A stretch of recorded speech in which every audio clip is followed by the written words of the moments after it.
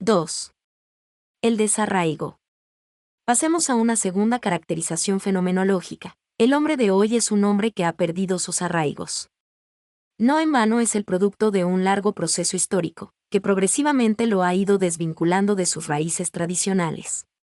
Heredero de la Revolución Francesa, de Kant y de Hegel, y de la Revolución Soviética, de Engels y de Marx, es un hombre en parte absolutamente individualista, como lo proyectó la primera de las revoluciones modernas, y en parte absolutamente colectivista, como lo entendió la segunda de dichas revoluciones. En parte individualista, en parte colectivista, pero no un ser orgánico. ¿Qué entendemos por esta última expresión? El hombre es orgánico cuando se integra en un organismo, como miembro de un cuerpo, cuando tiende puentes a realidades que lo trascienden y enriquecen. El hombre inorgánico, por el contrario, es un ser aislado, mutilado, amputado de las religaciones que normalmente debían sustentarlo y darle vida. Decíamos que este hombre moderno desarraigado es el fruto del gran proceso revolucionario del mundo moderno.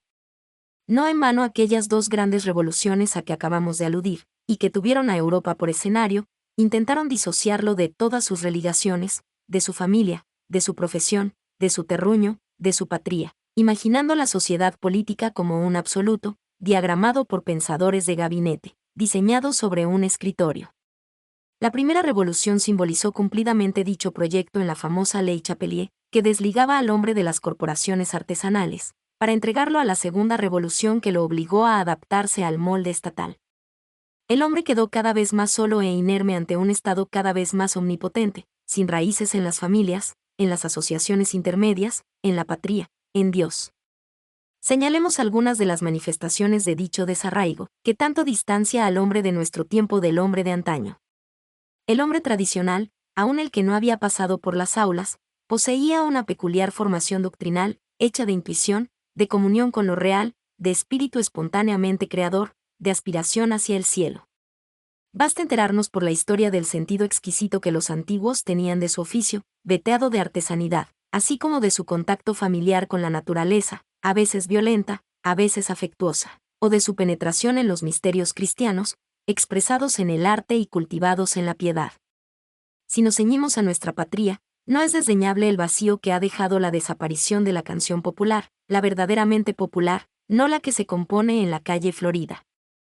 Nos basta con leer las coplas que recopilara Juan Antonio Carrizo en diversas provincias argentinas, para descubrir en ellas a ese hombre tradicional, con sus giros sentenciosos, su uso adecuado de los viejos dichos y proverbios, la intuición de lo que es bueno y de lo que no hay que hacer, su actitud de silencio y de meditación frente a los grandes problemas de la existencia, en una palabra, la asimilación de la sabiduría ancestral.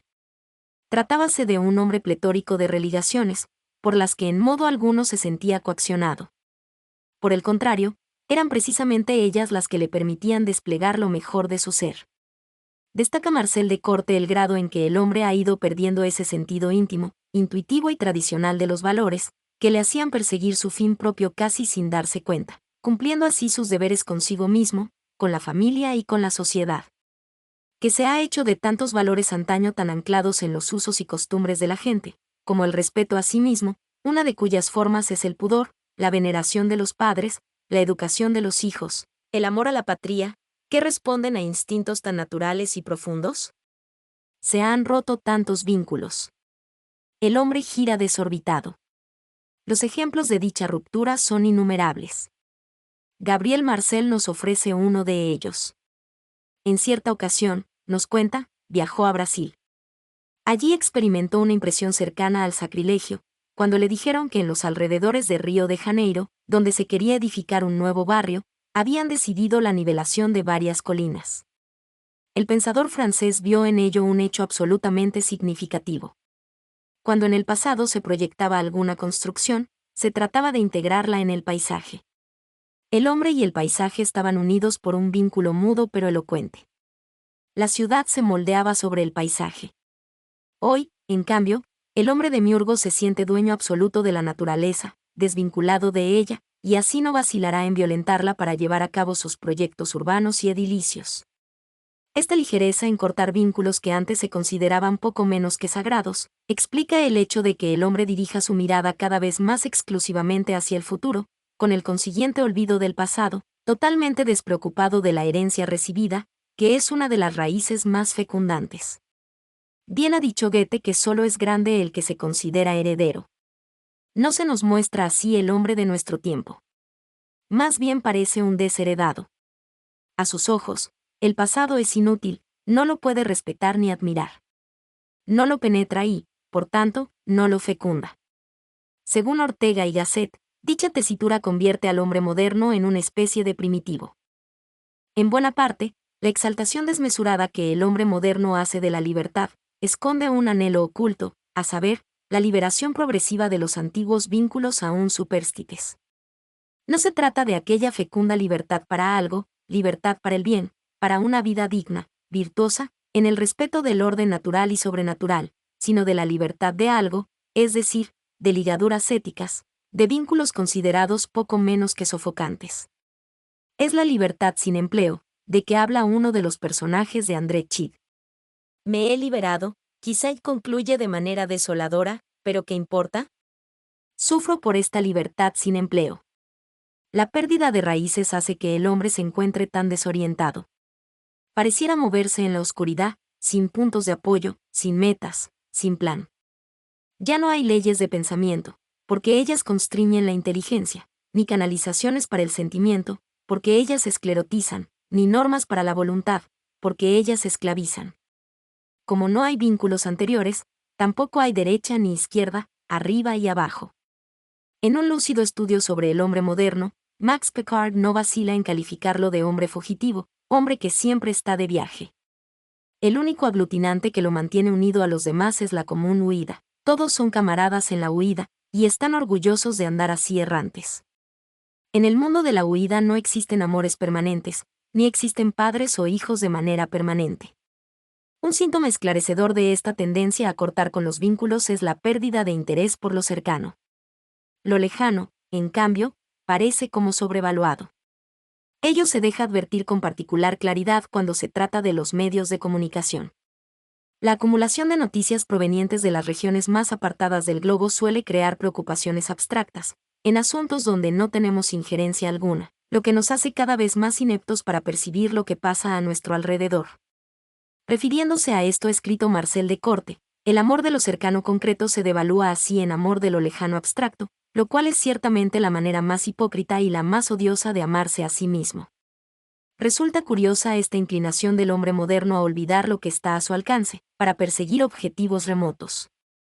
El desarraigo de todo lo que es orgánico, familia, patria, profesión, iglesia, que el hombre de nuestro tiempo considera no como un seno sino como una tumba para su búsqueda de plenitud humana, hace que viva habitualmente en lo abstracto, en un estado de volatilización, que ya es ahora su hábitat natural. Tras arrancarse del universo real que lo sustentaba, se ha sumergido en el mundo imaginario de las utopías.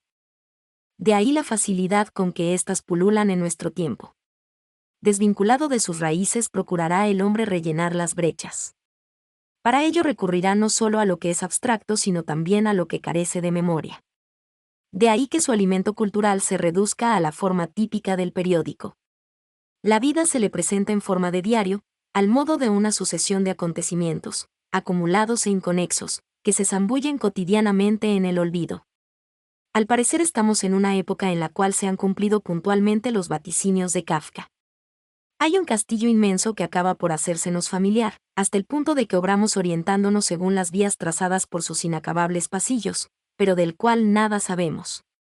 Hay un proceso que nos obliga a realizar toda suerte de gestiones, cada una de ellas en sí perfectamente racional, pero en conjunto ininteligibles.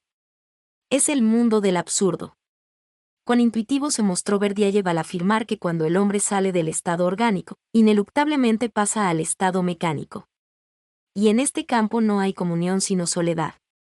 Para Valéry el mundo moderno solo conoce la multiplicación de Sals. Cerremos estas consideraciones sobre el desarraigo con una notable reflexión de Gustave Thibon. Señala el pensador francés que el hombre tradicional se caracterizaba por una doble vinculación, hacia lo alto y hacia lo bajo. Hacia lo alto, porque jamás obviaba en su vida la consideración de Dios, de lo trascendente. Hacia lo bajo, porque estaba enraizado en la tierra, en la realidad. Este doble arraigo confería sentido a su existencia en el mundo.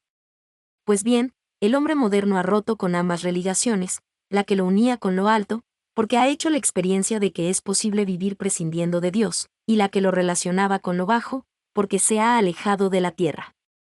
Quizás la mejor figura de este hombre sea la planta artificial. Esta carece de raíces.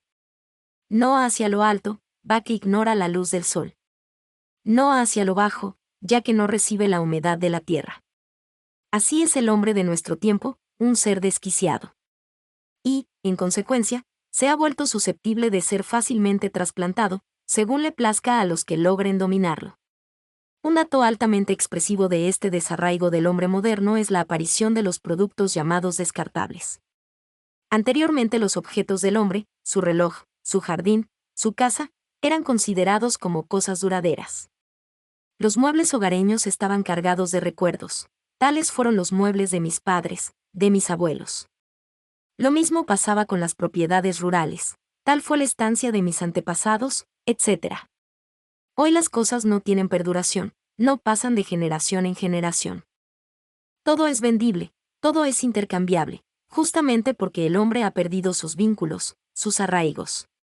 Todo es descartable, hasta la mujer en el matrimonio.